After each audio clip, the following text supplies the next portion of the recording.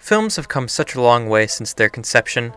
With the development of new filming techniques, technological advancements, plot devices, and so many other elements, the capabilities of cinema and the aspirations of rising filmmakers just keep on improving. We've had some amazing movies in the past few years, but before CGI, before digital coloring, before green screens, before color, and before sound, all we had was the moving picture. It is heavily debated what the first movie really was. Some people say that the start of film goes way back to the invention of the zoetrope in the 1830s, a toy that, when spun, would create the illusion of a repeated movement. Others would argue that Thomas Edison and W.K.L. Dixon's kinetoscope films were the first.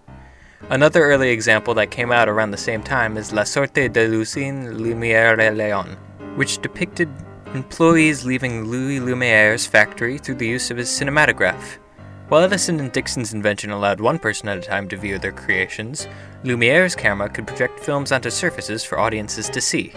Still, some may say that the first true silent movie would be the first feature-length film, The Story of the Caillou Gang by Australians John and Charles Tate. There are so many influential silent films, too many to name them all. Audiences often saw the moving picture as more of a spectacle than an art form at first. Arrival of a Train at La Ciotat, once again directed by Lumiere, was simply a short video of a train in motion, but it allegedly made the audience unnerved, as they felt the train was coming at them. A Trip to the Moon, directed by Georges Méliès, is thought to be the first film that focused on actual storytelling. It is best known for the surreal image of a moon with a face that has a bullet stuck in its eye. Another early well-known film, The Birth of a Nation, directed by D.W. Griffith, was the most financially successful movie of its time. During the year of 1915, when it was released, it was thought to have had made at least $10 million. This may have been in part because of how expensive the tickets were at the New York Liberty Theater. Its experimental filming techniques were so successful that pretty much all of them have become integral to modern filmmaking. Despite all this, it is a subject of serious controversy as it depicts members of the KKK as protagonists and is incredibly racist throughout.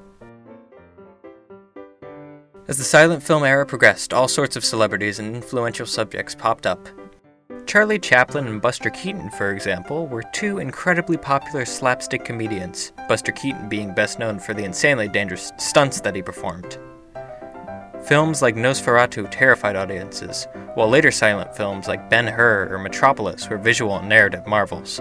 But as time went on, technology would advance, and eventually sound was implemented into the cinema, starting with The Jazz Singer in 1927. These sound films were called talkies, a name that did not catch on as well as the concept.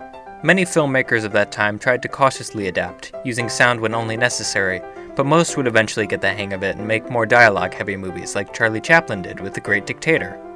This movie was a comedy like Chaplin's earlier movies, but instead of his usual brand of slapstick, he chose to do a parody of Adolf Hitler.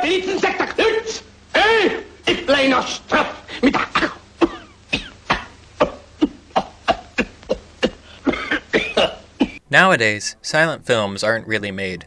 There are homages like Mel Brooks' Silent Movie and Michael Hanzanavicius's The Artist, as well as movies done in the silent film style while not actually being silent like Mr. Bean, but silent films are generally dead. This is not exactly a bad thing though, as without sound we wouldn't have any of the classics that we have today. If you were to look at any random list of the best movies of all time, silent films are almost guaranteed to only make up a small fraction, if any, of the entries. Still, that doesn't mean that silent movies can't be appreciated, because many of them hold up to this very day.